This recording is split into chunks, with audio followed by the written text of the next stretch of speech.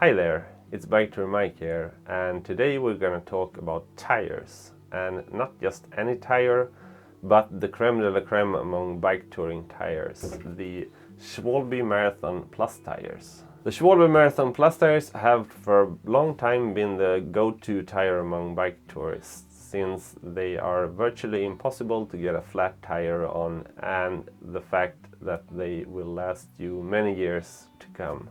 But how many years are we actually talking about here? So I decided to put the tires to the test, and after X amount of years of intense riding, I finally came to the conclusion that the lifespan of my rear tire is finally over.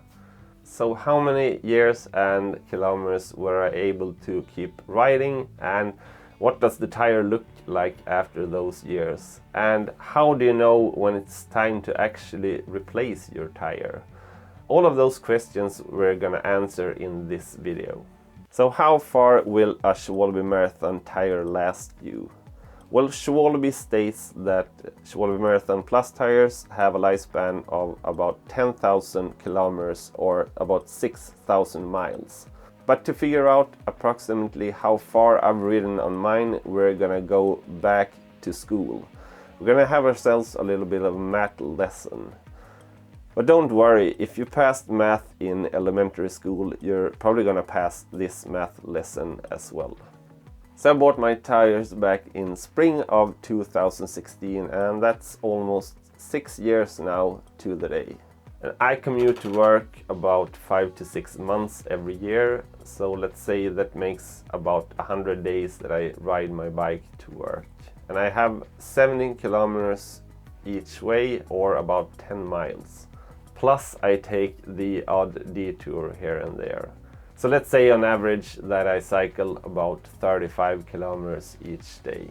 So that's 6 years times 100 days times 35 kilometers, which equals 21,000 kilometers. So when should you replace your tire? The Marathon Plus tires have a blue layer called the puncture protective layer. And according to Schwalbe, when you see this blue layer, you should replace your tires immediately. And this is due to the fact that the protective layer will eventually stop working when it's exposed to the road surface. Plus you basically have no thread left on the tire, so your grip is gonna be pretty minimal. So if you're out riding in the rain, this can actually be a bit dangerous. So I got both of these tires at the same time, but as you can see, the rear tire has a lot more wear and tear than the front one. And that's since you're basically sitting right on top of the rear tire, and that's also gonna be exposed to more forces.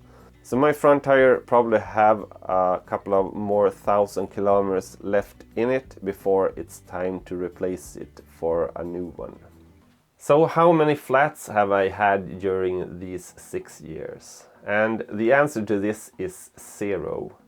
And compared to earlier, when I had tires that weren't puncture resistant, I used to have about 7 or 8 flats per year. Mostly during spring, when all the gravel that they pour out on the streets here in Sweden are exposed after all the snow melts away. And I know that the Marathon Pluses can be a bit heavy, and that they have higher rolling resistance than your normal tire.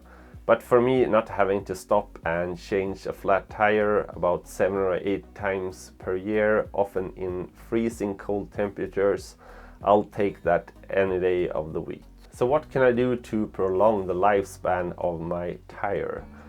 Well, first of all, consider where you're storing your bike. The lifespan of a bike tire really depends on whether you store your bike inside or outside. For instance, I've always stored my bike inside of this very bike shed. The sun is the major factor here. UV and other rays can really have a negative effect on the lifespan of your bike tire. Another thing you might want to reconsider when getting a new tire is to take the old tire that you've had up front and put that onto the rear wheel. and then take the new tire and put it onto the front wheel. You want to have your best tire up front, since this is where most of the handling of the bike goes on. So put the new tire up front. So getting a pair of puncture resistant tires is one of the best things that you can do when you're getting into bike touring. And in fact, I've done a video all about 3 things that you should consider when starting bike touring to your old bike. And that video is coming up next if you click the link up in the corner here.